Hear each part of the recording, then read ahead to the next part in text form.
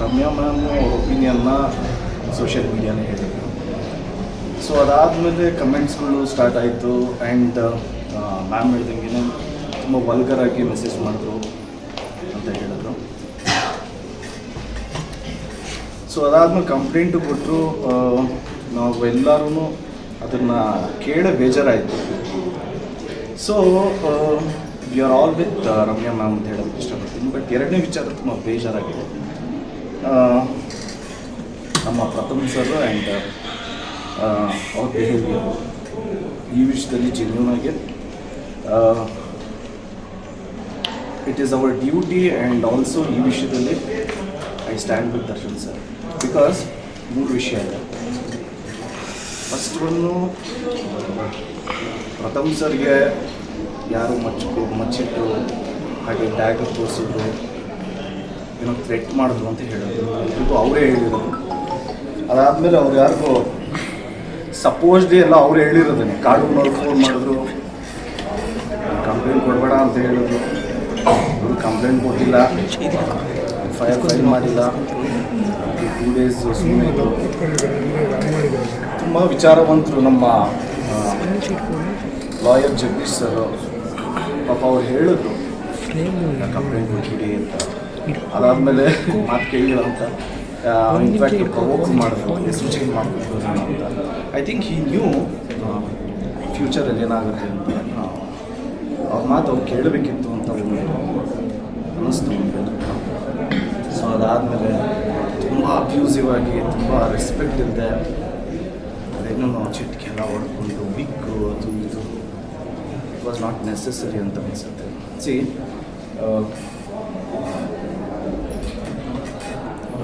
ಎಲ್ರಿಗೂ ಮರ್ಯಾದೆ ಅನ್ನೋದಿರುತ್ತೆ, ಎಲ್ರಿಗೂ ಅವ್ರಿಗೆ ಆದಂಥ ಸೆಲ್ಫ್ ರೆಸ್ಪೆಕ್ಟ್ ಇರುತ್ತೆ. ಯಾರೋ ಒಬ್ಬರು ಡೌನ್ ಆಗಿದ್ದಾರೆ ಅಂದ ತಕ್ಷಣ ಆಳುಗುನ್ ಕಲ್ಲು ಅಂತ ಹೇಳ್ದು ಹೊಡಿಬಾರ್ದು. ಎರಡನೇ ವಿಚಾರ, ಈ ವಿಷಯದಿಂದ ಸುದೀಪ್ ಸರ್ಗೆ ಬೇಜಾರಾಗಿರೋದು, ಶಿವಣ್ಣನ ಬೇಜಾರಾಗಿರೋದು, ಪುನೀತ್ ಸರ್ ಇದ್ದಿದ್ರೆ ಬೇಜಾರಾಗ್ತಾರೆ, ನಮ್ಮ ಅಣ್ಣನಿಗೆ ಬೇಜಾರಾಗ್ತಾರೆ, ವಿಜಯ್ ಸರ್ಗೆ ಬೇಜಾರಾಗಿರಲ್ಲ, ಧನಂಜಯ್ ಅವ್ರಿಗೆ ಬೇಜಾರಾಗಿರಲ್ಲ, ಎಲ್ರಿಗೂ ಬೇಜಾರಾಗಿರುತ್ತೆ ಅಫ್ಕೋರ್ಸ್. ನಮ್ಮ ಸೀನಿಯರ್ಸು ಈ ಥರ ಎಕ್ಸಾಂಪಲ್ ಸೆಟ್ ಮಾಡಿಲ್ಲ. ಅಂದರೆ ಈಗ ಶಿವಣ್ಣನೇ ಆಗಲಿ, ನಮ್ಮ ಅಂಕಲೇ ಆಗಲಿ, ಅನಂತ್ ನಾಗ್ ಸರ್ಗೆ ಹಿಂಗೆಲ್ಲ ಕೂಡ ಮಾತಾಡಿದ್ದಾರೆ. ಸೊ ಈ ಥರ ಎಕ್ಸಾಂಪಲ್ ನಮ್ಮ ಸೀನಿಯರ್ಸು ನಮಗೆ ಸೆಟ್ ಮಾಡಿಲ್ಲ. ಈ ಥರ ಎಕ್ಸಾಂಪಲ್ನ ಸೆಟ್ ಮಾಡಬೇಕಾದ್ರೆ ಆ್ಯಕ್ಚುಲಿ ಎಲ್ಲ ಕಲಾವಿದರು ಮಾತಾಡಬೇಕು. ಈಗ ಇದನ್ನೇ ಸುದೀಪ್ ಸರ್ಗೆ ಯಾರನ್ನ ಅಂದಿದ್ರೆ ಅಥವಾ ಪುನೀತ್ ಸರ್ಗೆ ಯಾರನ್ನ ಅಂದಿದ್ರೆ ಎಲ್ಲರೂ ಮಾತಾಡ್ತಾ ಇದ್ವಿ. ಇವಾಗ ಇಟ್ಸ್ ಆ ಟೈಮ್ ಟು ಟಾಕ್. ಬಿಕಾಸ್ ಇದು ಮಾತಾಡಲಿಲ್ಲ ಅಂದರೆ ಇವಾಗ ಒಬ್ಬರಾಗಿದ್ದರೆ ಆಮೇಲೆ ಜಾಸ್ತಿ ಜನ ಆಗ್ತಾರೆ, ಇದು ರಾಂಗ್ ಎಕ್ಸಾಂಪಲ್ ಆಗಿ ಸೆಟ್ ಆಗುತ್ತೆ. And it is not necessary. ಮೂರನೇ ವಿಚಾರ ಬಂದು, ಬಾಸ್ ಯಾರು ನಿಮ್ಗೆ ಥ್ರೆಟ್ ಮಾಡಿದ್ರು, ಯಾರು ನಿಮಗೆ ಬೆದರಿಕೆ ಹಾಕಿದ್ರು, ದಯವಿಟ್ಟು ಅವ್ರ ಮೇಲೆ ನೀವು ಆ್ಯಕ್ಷನ್ ತೊಗೊಬೇಕು. ಅದು ಬಿಟ್ಟು ಇಲ್ಲ ನಾನಿಲ್ಲಿ ಯಾವುದೋ ಉಪವಾಸ ಮಾಡ್ತೀನಿ, ನೀವು ಬಂದು ಸ್ಟೇಟ್ಮೆಂಟ್ ಕೊಡಿ ಅಂತ ಹೇಳೋದು, ಇದೆಲ್ಲ ಒಳ್ಳೆ ಬೆಳವಣಿಗೆ ಅಲ್ವೇ ಅಲ್ಲ ಅಂತ ಅನಿಸುತ್ತೆ. ಏನು ಪ್ರೂವ್ ಮಾಡೋಕ್ಕೆ ಟ್ರೈ ಮಾಡ್ತಾ ಇದ್ದೀನಿ ಅಂತ ಗೊತ್ತಾಗಿಲ್ಲ. Okay, let's think the other way.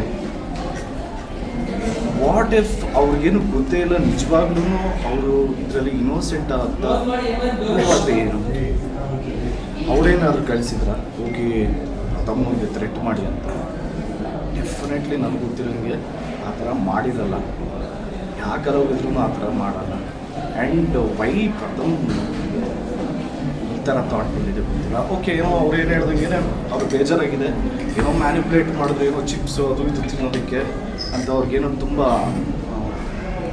Hurt ಆಗಿದೆ, ಅವ್ರ ಫ್ಯಾಮಿಲಿಯಲ್ಲಿ ಏನೋ ಒತ್ತಡ ಇತ್ತು. ಓಕೆ, ಬಟ್ ಎಲ್ಲದಕ್ಕೂ ಒಂದು ಲಿಮಿಟ್ ಇರುತ್ತಲ್ಲ. ಇದನ್ನೆಲ್ಲ ನನಗೆ ಹೇಳ್ತಾ ಇರೋದು ಯಾರನ್ನೂ ಮೆಚ್ಚಿಸೋದಕ್ಕಲ್ಲ, ಯಾರನ್ನೂ ಮೆಚ್ಚಿಸೋ ಅವಶ್ಯಕತೆ ನನಗಿಲ್ಲ. ಆ್ಯಂಡ್ ಯಾರ ಅಟೆನ್ಷನ್ ಸೀಕ್ ಮಾಡೋ ನೆಸೆಸರಿನೂ ಇಲ್ಲ. ಆ್ಯಂಡ್ ಇದರಿಂದ ನನಗೂ ಏನು ಆಗಬೇಕಾಗಿಲ್ಲ. ಬಟ್ ಜೆನ್ಯೂನಿಟಿ ಅನ್ನೋದು ಒಂದಿದೆ, ಫ್ಯಾಕ್ಟ್ ಅನ್ನೋದು ಒಂದಿರುತ್ತೆ. ಆ್ಯಂಡ್ ಆಲ್ಸೋ ಈಗ ಮಾತಾಡಬೇಕು ಅಂತ ಅನ್ನಿಸ್ತು. ಇನ್ಫ್ಯಾಕ್ಟ್ ನೀವುಗಳೆಲ್ಲ ಕೇಳ್ತಾ ಇರೋದಕ್ಕೇ ಮಾತಾಡ್ತಿರೋದು. ಇಲ್ಲಾಂದರೆ ಇಲ್ಲ, I don't know how to react. But ಏನೇನು ಆಗಿದೆಯೋ ಇದೆಲ್ಲ ತಪ್ಪು. ಪ್ರಥಮ್ ಸರ್ಗೆ ರಿಕ್ವೆಸ್ಟ್ ಮಾಡ್ಕೊಬೋದು ಅಷ್ಟೇ. ನಾವು ಒಂದು ಸ್ವಲ್ಪ ದೊಡ್ಡ ಬ್ರೇಕ್ ತೊಗೊಳ್ಳಿ ನೀವು. ಅಂದರೆ ಬ್ರೇಕ್ ಅಂದರೆ ಒಂದು ಸ್ವಲ್ಪ ಮೈಂಡ್ ಕಾಮ್ ಮಾಡ್ಕೊಳ್ಳಿ.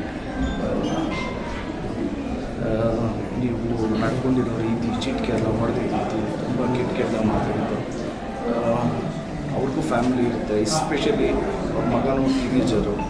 ಪ್ರತಿ ಫ್ಯಾಮಿಲಿಯಲ್ಲೂ ತಂದೆನೇ ಸ್ಟಾರು ಅದು ಇದೆಲ್ಲ ಬಿಟ್ಕೊಡಲ್ಲ. ಎಲ್ಲ ಮಕ್ಳಿಗೂ ಅವ್ರ ತಂದೆನೇ ಫಸ್ಟ್ ಹೀರೋ. ಸೊ ಆ ಹೀರೋ ಬಯಸ್ಕೊತಾ ಇದ್ದಾರೆ ಅಂತ ಟಿ ವಿಯಲ್ಲಿ ಅವ್ರ ಮಗ ನೋಡಿದಾಗ ನಿಜವಾಗ್ಲೂ ಯಾರಿಗೇ ಆಗಲಿ ಎಲ್ಲ ಫ್ಯಾಮಿಲಿಗೂ ಹರ್ಟ್ ಆಗುತ್ತೆ. I don't think he should have done this. Everything is blown out of proportion ಅಂತ ಅನಿಸುತ್ತೆ. ಏನೇನಾಯಿತು ನಿಜವಾಗ್ಲೂ ಇದೆಲ್ಲ ಆಗಬಾರ್ದಾಗಿತ್ತು. ಆ್ಯಂಡ್ ಐ ಆಮ್ ಸರ್ಪ್ರೈಸ್ಡ್ ಯಾರಕ್ಕೆ ಯಾರೂ ಇದ್ರ ಬಗ್ಗೆ ಮಾತಾಡ್ತಾ ಇಲ್ಲ ಅನ್ನೋದು ನಿಜವಾಗ್ಲೂ it is a surprise. And ಆಗಲೇ ಹೇಳ್ದಂಗೆ ಸತ್ಯವಾಗ್ಲೂ ನನಗೆ ಇದರಿಂದ ಯಾರ ಮೆಚ್ಚುಗೆನೂ ಬೇಕಾಗಿಲ್ಲ. And I am being my self, I am real and genuine ಆಗಿ ಹೇಳ್ತಾ ಇದ್ದೀನಿ. What is done is wrong. ಸ್ವಲ್ಪ ಒಂದು ನೀವೇನು ಸಿನಿಮಾ ಇಂಡಸ್ಟ್ರಿ ಬಿಟ್ಬಿಡ್ತೀನಿ, ನಾಟ್ ನೆಸೆಸರಿ. ಸಿನಿಮಾ ಇಂಡಸ್ಟ್ರಿ ಬಿಟ್ಬಿಡಿ ಅಂತ ಯಾರೂ ಹೇಳಿಲ್ಲ. ನೀವೇನೋ ಏನೋ ಮೂವಿ ಮಾಡ್ತಾ ಇದ್ದೀರಲ್ಲ, ಅದಕ್ಕೂ ಒಳ್ಳೆಯದಾಗಲಿ, all the very best. But ನೀವೇನು ಕನ್ಕ್ಲೂಷನ್ಗೆ ಬಂದಿದ್ದೀರೋ ತನಿಖೆ ಆಗಲಿ. ಇನ್ಸ್ಪೆಕ್ಟ್ರ್ ಬೈಯೋದು, ಓದಿ ವಿದ್ಯಾವಂತರು ಸ್ಥಾನದಲ್ಲಿದ್ದಾರೆ ಅಂದಾಗ ಕಿಟಕಿಯಿಂದ ಬೈಯೋದು ಅದೆಲ್ಲ ನಾನು ನೋಡಿದೆ.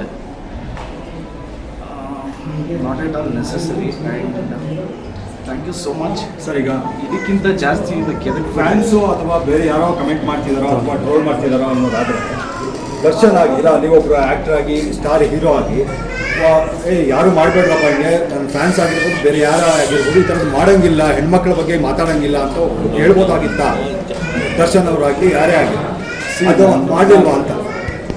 ನಾನು ಇಲ್ಲಿ ಯಾರು ಮುಗ್ದಿಸೋಲ್ಲ. ನಾನು ಯಾರು ಅಂದರೆ ನಾನು ಯಾರ ಬದಲು ಮಾತಾಡೋಕ್ಕೂ ಬಂದಿಲ್ಲ. ಅವ್ರವ್ರ ವಿಷಯ ಅವ್ರವರೇ ಮಾತಾಡೋದು. ಬಟ್ ಟೊಟ್ಯಾಲಿಟಿ ಅಂತ ಬಂದಾಗ ಎಲ್ಲ ಆ್ಯಕ್ಟ್ರಸ್ ಜವಾಬ್ದಾರಿ ಅದು. ಡೆಫಿನೆಟ್ಲಿ ಪೊಲೀಸರು ಇದ್ದಿದ್ರೆ ಬೇಜಾರಾಗ್ತಾರೆ ಇಲ್ವಾ? ಆಗಲಿಕ್ಕೆ ಬೇಜಾರಾಗಕ್ಕೆ ಇವಾಗ ಏನೂ ಅನಿಸೇ ಇರಲ್ಲ. ಡೆಫಿನೆಟ್ಲಿ ಎಲ್ರಿಗೂ ಅದು ಏನೋ ಈಗಿದ್ದಾರೆ ನಮ್ಮ ನೆಕ್ಸ್ಟ್ ಜೂನಿಯರ್ಸು ಅಂತ ಅನಿಸುತ್ತೆ. ಸೊ ಫಸ್ಟು ಬೇಸಿಕ್ ನಾವು ಬಂದಿಲ್ಲ, ಅದನ್ನು ಕರೆಕ್ಟ್ ಮಾಡ್ತೀವಿ. ಇದರಲ್ಲಿ ಪ್ರಥಮದ್ದು ಅವ್ರದ್ದು ಏನು ಫ್ರಸ್ಟ್ರೇಷನ್ ಇತ್ತು, ಓಕೆ. ಬಟ್ ಇನ್ನು ಮುಂದಕ್ಕೆ ಈ ಥರ ಏನೂ ಆಗಬಾರ್ದು ಅಂತ ನನ್ನ ಒಪಿನಿಯನ್ ಅಷ್ಟೇ. ಓಕೆ ಅಲ್ಲ? Thank you so much. ಜಯ ಆಂಜನೇಯ.